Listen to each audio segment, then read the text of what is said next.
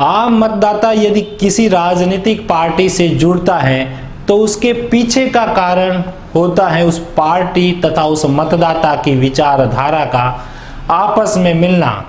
और यदि ऐसा नेता किसी पार्टी से जुड़ता है तो उसके पीछे का कारण क्या हो सकता है?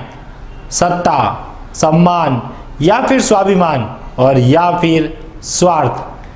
नमस्कार, मैं महावीर सिंह। आज हम राजस्थान के ऐसे ही कुछ नेताओं की बात करेंगे जिन्होंने हाल ही में चुनाव से पहले या तो कांग्रेस से बीजेपी या फिर बीजेपी से कांग्रेस का दामन थामा है।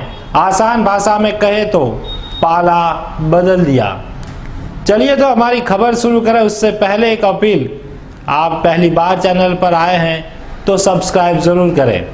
हमने राजस्थान के करीब 9 नेताओं को इस क्रम वाइज में रखा है। नंबर 9 पर हमने रखा है पूर्व आईपीएस हरीश चंद्र मीना।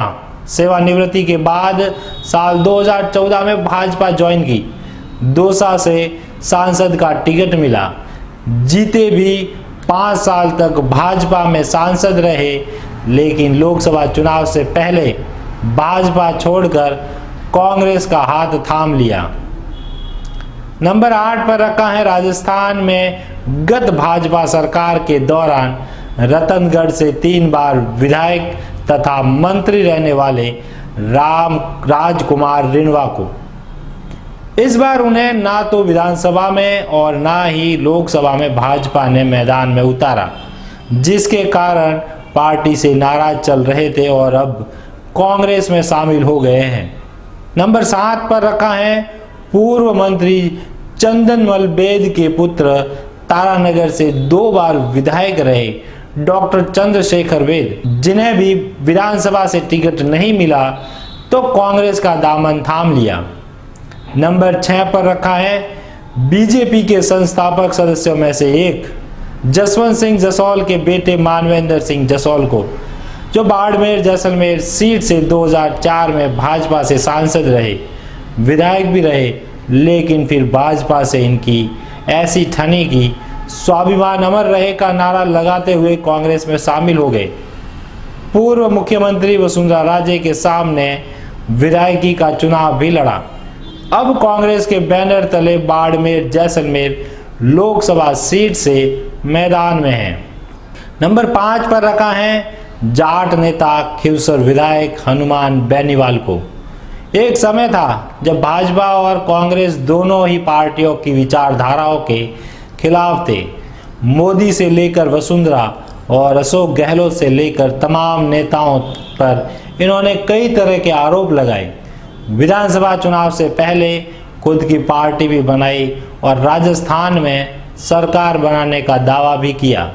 अब लोकसभा चुनाव में बीजेपी से गठबंधन कर नागौर सीट से चुनाव लड़ रहे हैं।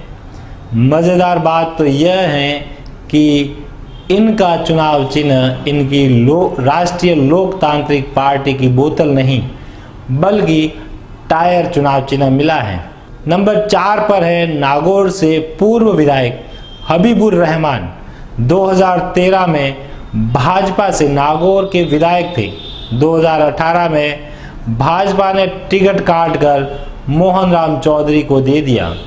हबीबुर रहमान कांग्रेस में भागे, टिकट भी ले आए, लेकिन चुनाव हार गए।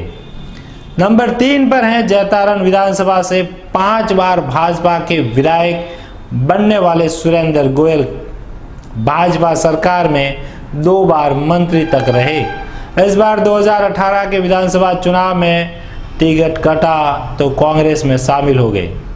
नंबर 2 पर है कांग्रेस की वरिष्ठ नेता ममता शर्मा।